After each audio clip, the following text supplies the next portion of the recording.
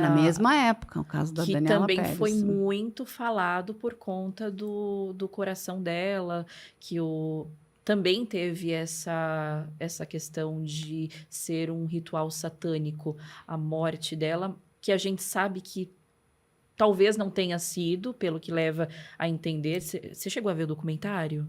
Eu trabalhava com a Daniela. Você trabalhava com a Daniela? Ai, meu Deus do céu. Eu trabalhava na TV Globo nessa época e eu estava no estúdio nesse último dia de vida da Daniela. Então, assim, eu fui uma das pessoas que foi extremamente impactada por esse caso. Eu fui muito impactada. Até porque toda a equipe teve que prestar depoimento. Eu tenho a mesma idade da Daniela, então, assim, a gente regulava de idade, né? A Daniela, filha da Glória, sabe? Uma atriz em ascensão, e ela estava em ascensão não é porque era filha da Glória, porque ela realmente Era uma tinha menina muito talento. carismática. Sim, e talentosa, uma menina muito reservada, sabe? Uma moça muito reservada, muito educada,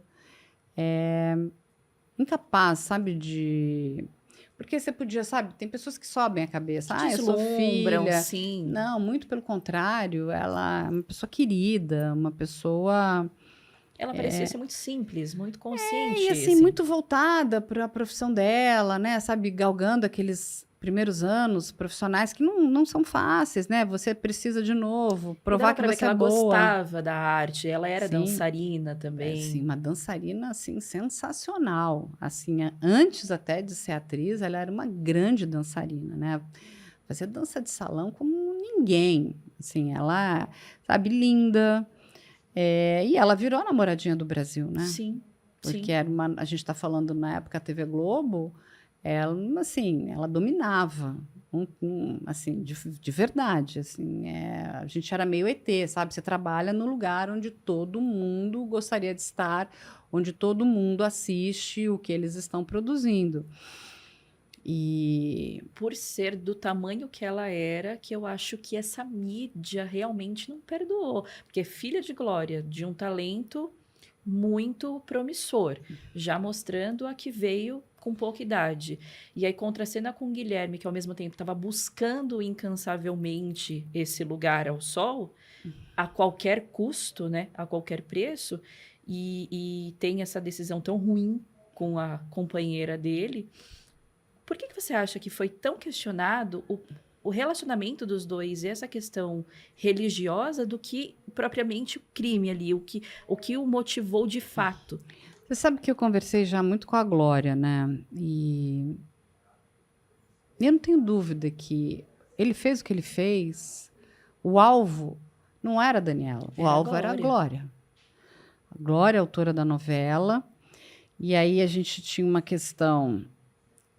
O personagem da Dani, que era a Yasmin, ela vivia um triângulo ali amoroso, né? Uhum. Com o Guilherme e o Fábio Assunção.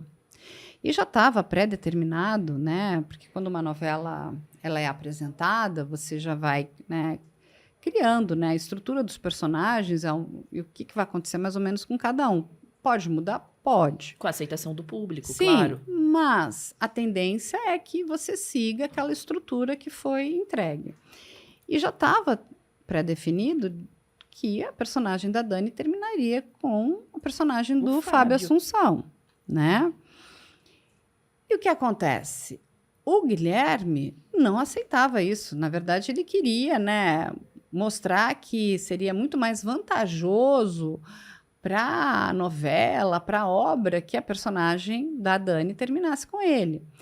Porque o que acontece? Ele ali também experimentou sabe, aquela coisa, sabe, o prazer de virar uma galã, super celebridade, era capa de tudo quanto era revista, apareceu como nunca, a gente está falando de uma novela em E horário de fato nobre. tinha tudo para ser.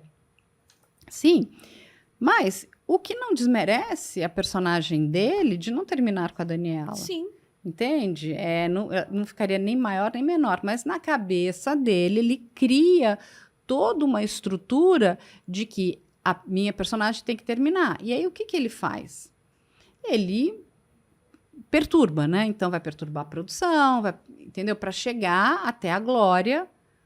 Porque isso é muito natural, tá? Assim, a gente escutava direto, qual é a gênese do meu personagem? Por que meu personagem aparece pouco? Quando você está falando de uma novela, às vezes tem 300 personagens, é um monte de núcleos, sabe? São núcleos gigantes. Uhum. E assim, é lógico que uns personagens vão crescer mais, outros talvez menos, porque é uma questão da aceitação, que o público quer ver. Enfim. E era no final do ano, e lá na TV Globo é assim, né? A gente tem que escolher se vai folgar entre... porque a gente está falando do Natal e Ano Novo. Ou você folga no Natal ou no Ano Novo. E eu lembro que, como a minha família estava lá, eu falei, não, tudo bem, eu vou trabalhar nesse período e folgo depois. E até porque você não tem toda a equipe ali, né? Você tem que dar folga para uma parte da equipe. E eu lembro muito bem que os capítulos estavam atrasados, a novela estava com pouca frente de gravação, para que as pessoas entendam. Você não grava uma novela de forma... No dia que ela... Não. E de forma... sequencial. Exatamente. Você vai gravar ela por cenários. Então, sei lá, você vai pegar um bloco, que é mais ou menos uma semana de capítulos, e a produção vai desmembrar isso. Então, vamos gravar aqui a casa da Vera Holtz, aqui o Clube das Mulheres, vamos gravar a casa da Yasmin, porque você montou aquele cenário, você vai gravar muitas cenas ali. Todas as cenas que são da semana lá. Exatamente, você tem uma questão de continuidade, tem que trocar roupa, né? Então, muita gente às vezes vê problema de continuidade, é isso, porque não teve uma continuidade bem feita, aí entra com a roupa errada, porque o cabelo tá errado, mas é bem complicado, porque é muito mais barato você gravar por cenário do que você gravar sequencial. Imagina montar e desmontar, é muito caro. Claro. E a gente gravava na Taikon, porque a cidade cenográfica, no Projac, só funcionava como cidade cenográfica. Os estúdios ainda não estavam prontos. A gente não tinha estúdio. Então, você tinha parte dos estúdios na Vênus Platinada, que era na Von Martins, lá embaixo no Jardim Botânico, uma parte de estúdios ali onde era aquele complexo do Renato Aragão, onde fazia Cacete Planeta, que era mais uma parte de shows, a Taikon, onde estava para o pessoal da novela que antigamente era 8, agora passou para 9, do horário nobre, e tinha alguma coisa na Cinédia. E a gente gravava lá. O que acontece? Eram várias cenas do cenário da Yasmin, da casa dela. E eu não me lembro agora por que é que o nosso gerente de produção desmembra a última cena do Guilherme, porque ele grava uma sequência, aí ele fica um tempo parado para gravar uma pequena última cena, e depois acho que ainda tinha umas 2 ou 3 cenas dela ali com a família. E é comum fazer final alternativo, né? Você, às vezes, nem o ator sabe qual vai Não, ao a ar. questão não era essa, porque assim, você tem que... A produção funciona assim, vamos tentar reunir, sei lá, então nós temos 15 cenas, Jéssica, tá? Então, sei lá, o Guilherme vai estar em 3 cenas. Vamos gravar logo as 3 dele para ele ir embora. Então, a gente vai se livrando das pessoas. Então, ele já sabe? sabia exatamente o que ia acontecer. Então, assim, porque aí você vai diminuindo o número de pessoas, você vai diminuindo a quantidade, né, de gerenciamento. Claro. Porque o ator, ele quer ir embora. Tá? O ator chegou, ele quer gravar, ele quer ir embora. Essa coisa, nenhum ator gosta de ficar lá. Imagina ainda entre Natal e Ano Novo, que você quer fazer o quê? As pessoas estão fazendo compras para o final de ano, arrumando, sabe, sua vida de viagem. Ator faz peça, está fazendo publicidade. Imagina uma novela no pico. Ele não quer ficar lá, tá? Ele quer ir embora. A primeira coisa que ele fala, não dá para colocar minhas cenas todas juntas para eu poder ir embora? A não ser que aconteça alguma coisa que fala, não dá. Tá. Mas ele ficou lá ainda um tempão, e assim, meio me enrolando, mas assim, isso é incomum? Também não é. Entende? A pessoa ficou, no mínimo você fica assim, olha, eu queria... Não é comum, não é natural. Mas também não é incomum. Por exemplo, talvez você ou eu, no lugar dele, falou, eu já acabei, quero ir embora, vou embora daqui, vou pegar, sabe, sabe, estamos no final do ano, Rio de Janeiro. Mas ele fica. E naquela noite, naquele dia, né, porque aquele estúdio vai até bem tarde da noite, ela vai cortar o dedo no cenário. E ela volta, fala, cortei o dedo. E eu lembro que a camareira estava ali, o nome da camareira era Amélia.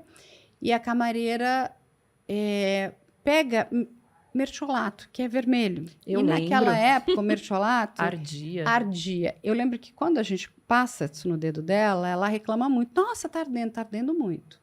Essa mesma noite, essa moça morreu com várias punhaladas. E uma das coisas, né, que o delegado queria entender, o que era aquela coisa vermelha no dedo dela, né? Que aí a gente esclarece tudo que tinha sido o mertiolato, que ela tinha cortado o dedo na porta do estúdio. Mas o que acontece?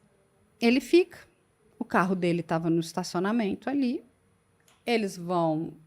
E naquela noite, ela ia para um ensaio, encontrar o marido, o Raul, e ela tinha convidado a Marilu Bueno. A Marilu Bueno ia fazer companhia para ela.